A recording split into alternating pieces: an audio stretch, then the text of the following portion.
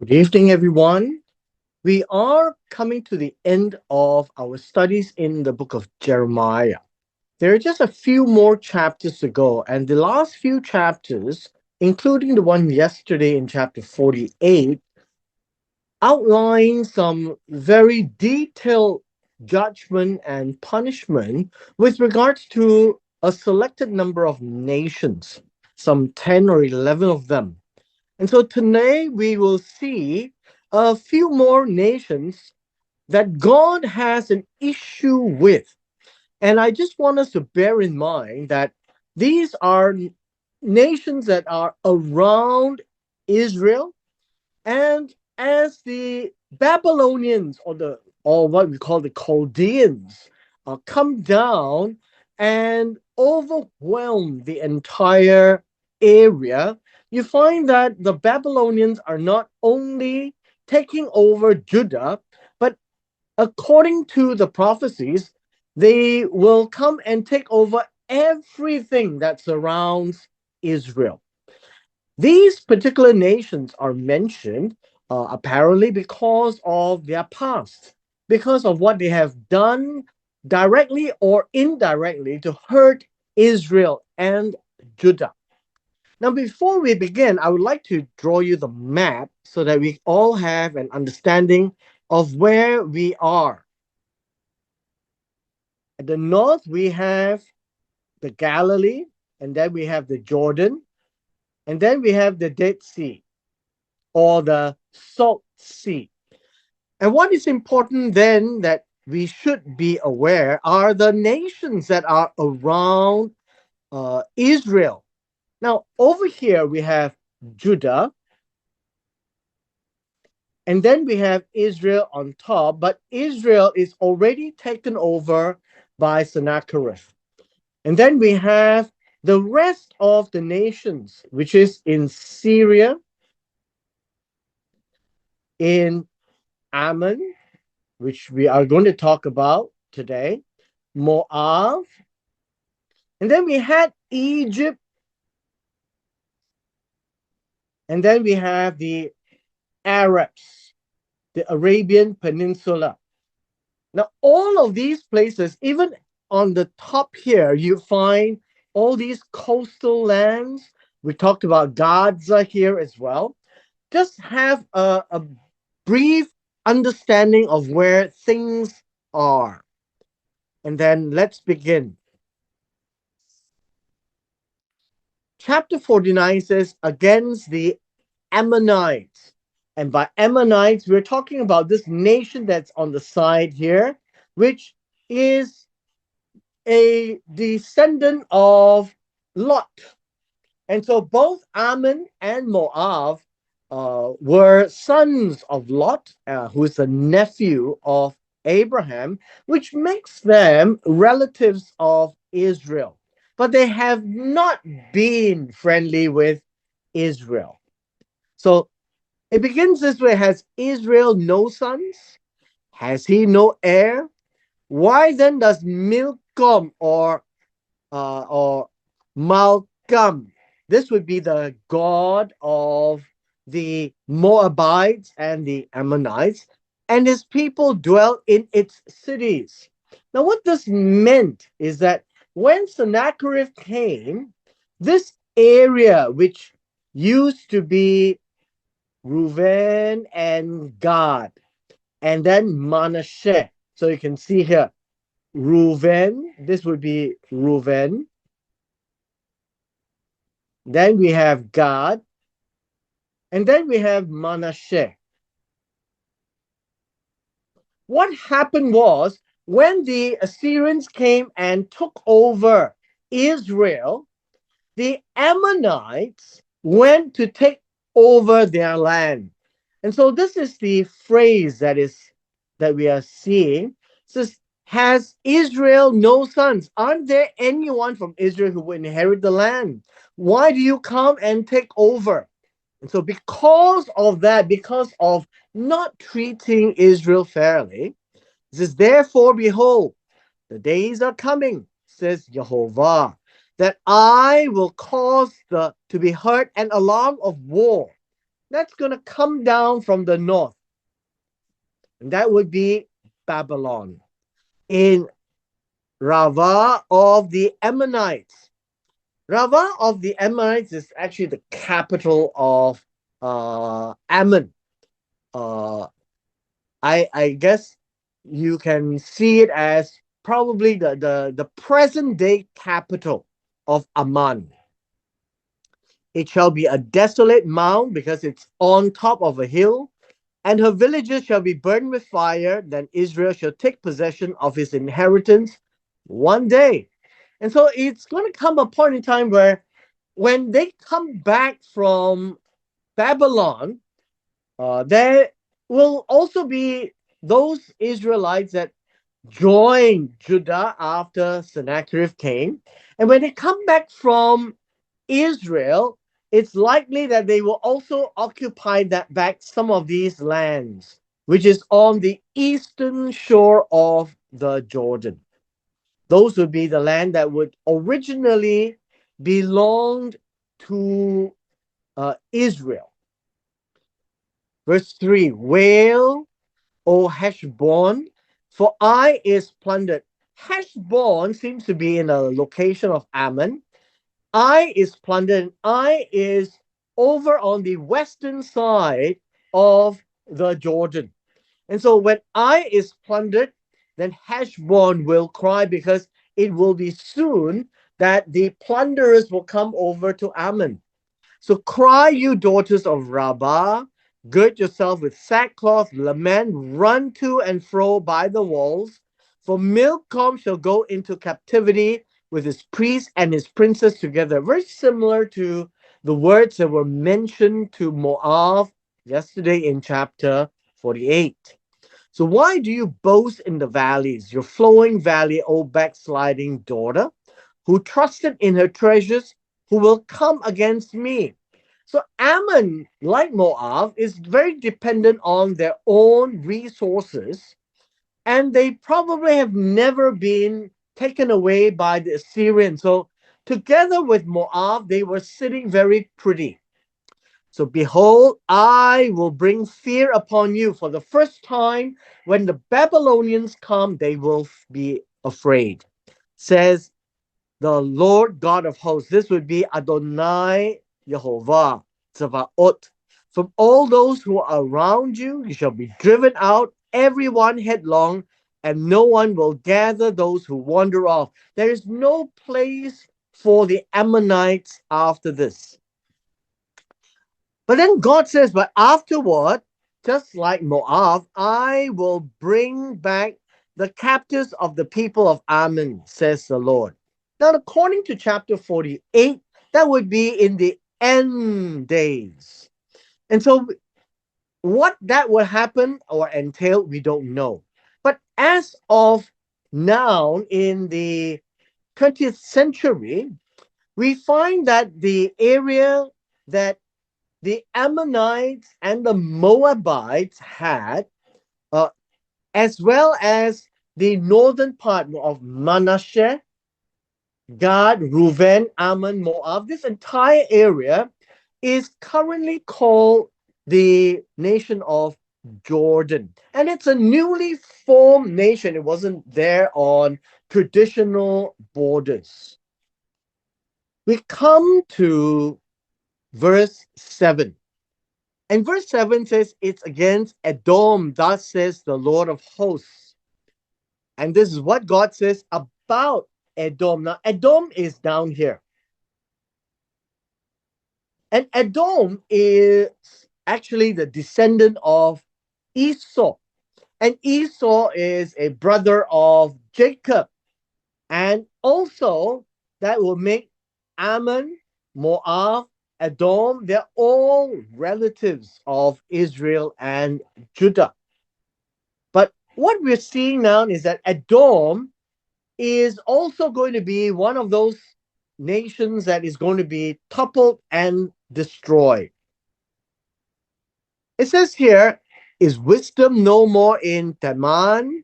Has counsel perished from the wise or the prudent? Has their wisdom vanished, it is actually suggesting that Edom, thinking that they are very smart, but they are also going to be destroyed. So flee, turn back, dwell in the depths, O inhabitants of Dedan. Dedan will be somewhere down at the Arabian Peninsula. For I will bring the calamity of Esau upon him, the time that I, Jehovah, will punish him.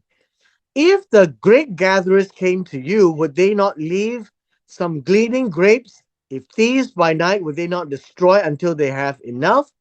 The suggestion here is very similar to the Moabites, where all these niceties like wine that they have, well, they will also be destroyed, poured out, and turned over.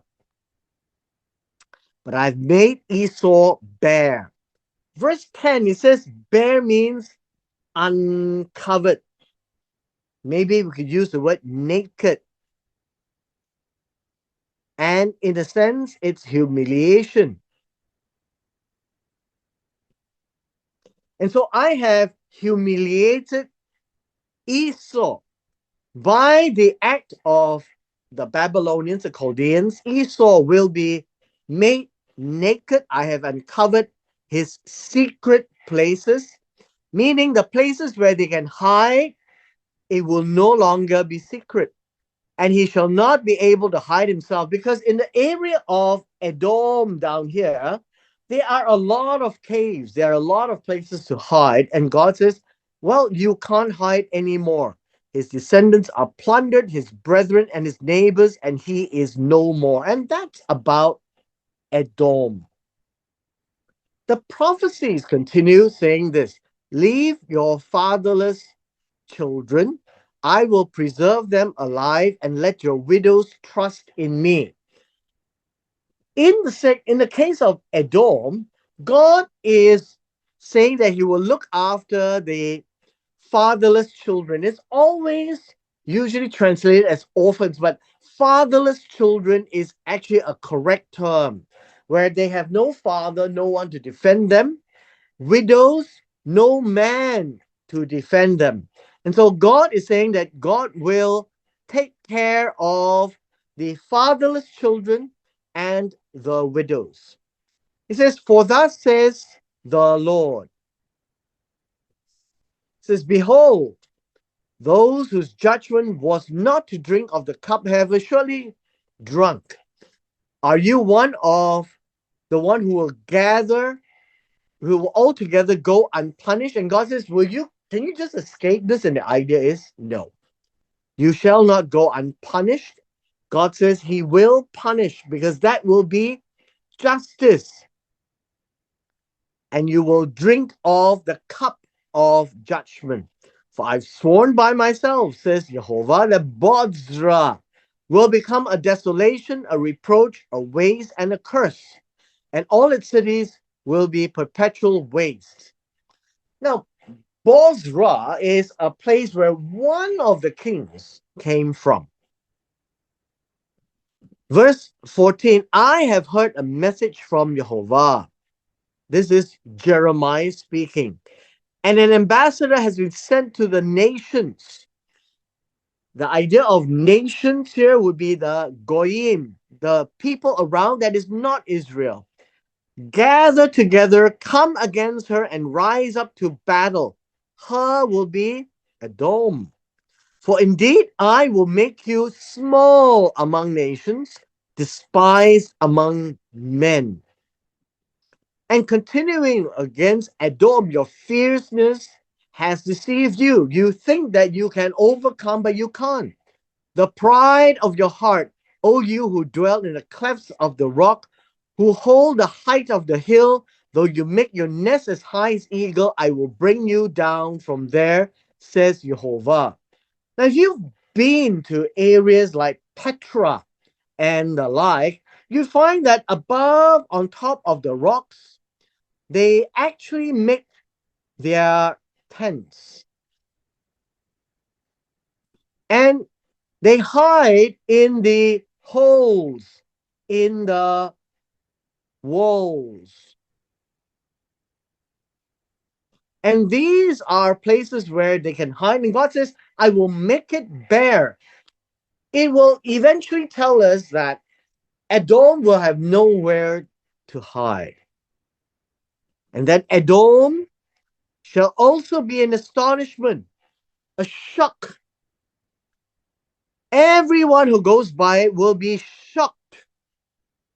They will whistle at its plague. So this hiss is to whistle.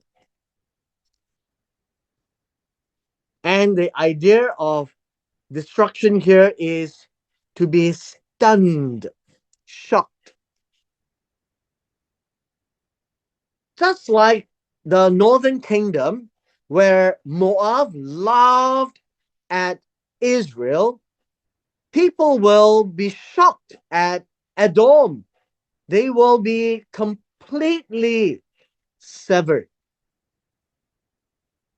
In verse 18, as in the overthrow of Sodom and Gomorrah, the idea of Sodom and Gomorrah is somewhere here. And their neighbors, says the Lord, no one shall remain there, nor shall a son of man dwell in it. It is giving us a prophecy that over time there will be nobody living in Edom. And we see this from the history that Edom eventually run off to occupy the southern part of Judah. Verse 19. Behold, he shall come like a lion from the floodplain of the Jordan against the dwelling place of the strong, but I will suddenly make him run away from her. And who is chosen, I may appoint over her. For who is like me? Who will arraign me? Who is that shepherd? And who will withstand me? Now, this whole idea is that when the Babylonians come, they will come this side, and then they will cross over the Jordan to Ammon and Moab, and then down to Edom, and then down to the Arabian Peninsula. So basically, we are told of the route that he shall come from the floodplain of the Jordan. Therefore, hear the counsel of Jehovah that he has taken against Edom, and his purposes he has proposed against the inhabitants of Teman. Surely the least of the flock shall draw them out. Surely he shall make their dwelling places desolate with them. This is basically a repeat that Edom will be destroyed. The earth shakes at the noise of their fall, at the cry of its noise heard at the Red Sea. The Red Sea is somewhere here. This would be the Red Sea, the Gulf of Aqaba. And behold, he shall come up and fly like the eagle and spread his wings over Bozrah. The heart of the mighty man of Edom in that day shall be like the heart of a woman in birth pangs. Very similar to the statements made against Moab. These are just very poetic language to describe how the Babylonians will come and overpower Edom. The next in verse 23 is regarding Damascus. Now, the Damascus is probably the world's oldest continuously standing city from the ancient world. Damascus is now the capital of what we call Aram or Syria, and it is still there. And so God says, when the Babylonians come, this is what is going to happen to Syria. That's Damascus. It says here, Hamat and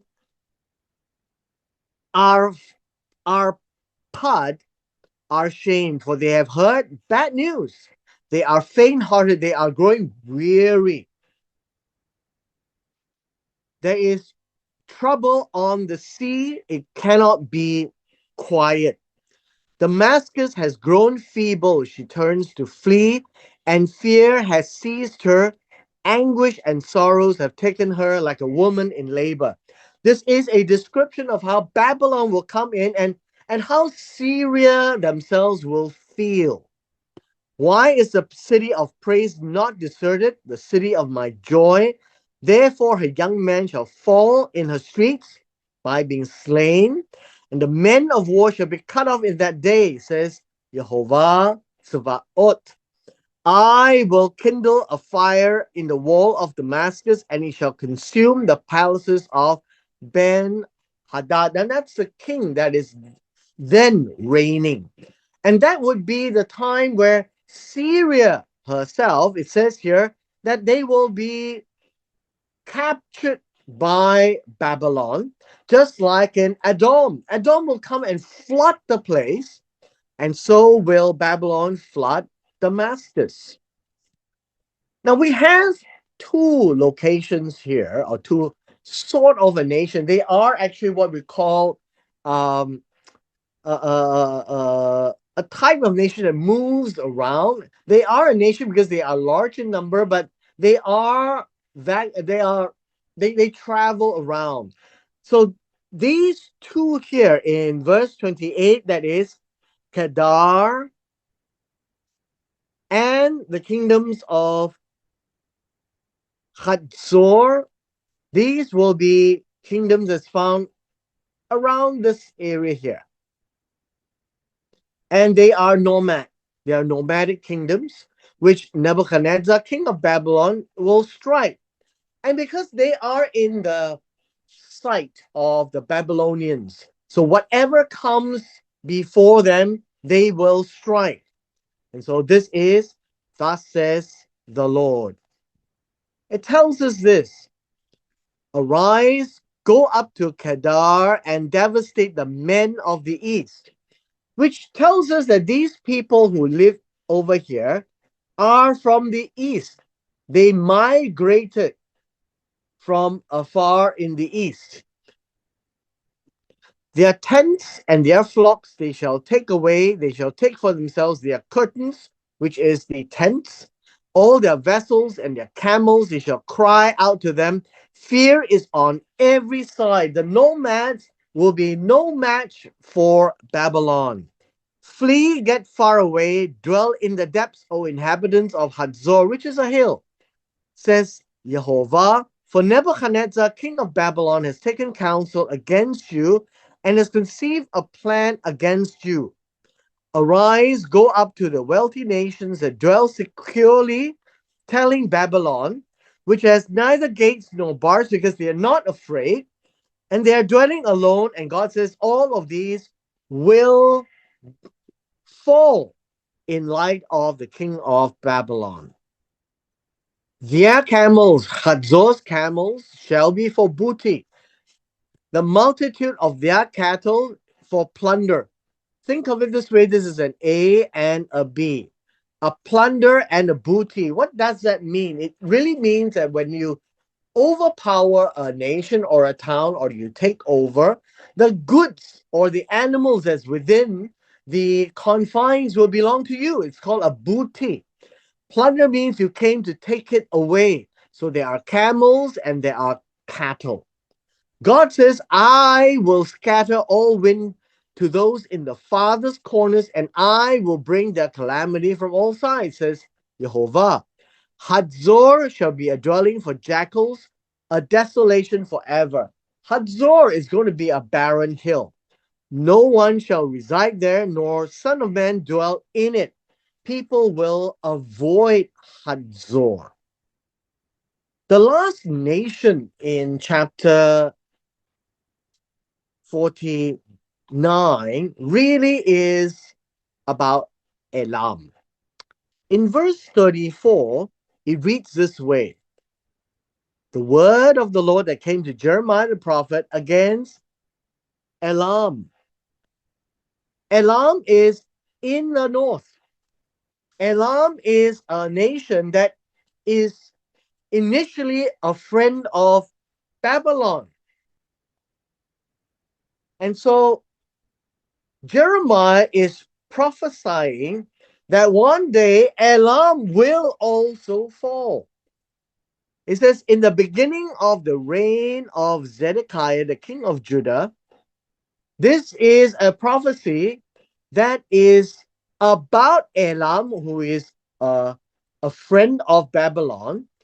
At the time of the king of Zedekiah, or the beginning, which is 11 years before the destruction of Jerusalem, we're told, thus says the Lord of hosts, Jehovah Tzevaot. God says this: Behold, I will break the bow of Elam, the foremost of their might. They are probably sharp shooters of the arrow, bow and arrow. Against Elam, I will bring the four winds from the four quarters of heaven and scatter them toward all those winds. There shall be no nations where the outcasts of Elam will not go. Basically, to tell us that the destruction of Elam will be when everyone is scattered. They will be scattered, for I will cause Elam to be dismayed before their enemies, and Babylon will be one of those enemies. And before those who seek their life, I will bring disaster. This word disaster again is evil. Remember, evil is in the eyes of the beholder. And so, in the eyes of Elam, whatever God brings upon them is evil. It is my fierce anger because they have supported Babylon in attacking Judah before the end of the sieges. And so I will send the sword after them until I have consumed them. In the final two verses, God says this: I will set my throne in Elam and I will destroy from there the king and princes. So basically, what God is saying here is that it is not that Elam is a sacred place, but Elam is made into the pivot of God and will be used against Babylon as well. And so God says, from there I will destroy the king and the princes, and Elam will be used to destroy uh, Babylon one day. But it shall come to pass in the latter days, I will bring back the captives of Elam. So we are now seeing three nations: Elam, Moab, and Ammon, that God will do something about it in the end days. Now, not much is told to us. We only can tell right now that the nation of Jordan have been artificially created and it occupies the same area as Ammon and Moab. Now, has it been that they have returned? Is it now? Is it later? We don't really know for sure, but we know that it will happen one day. And when it happens, it will be very clear.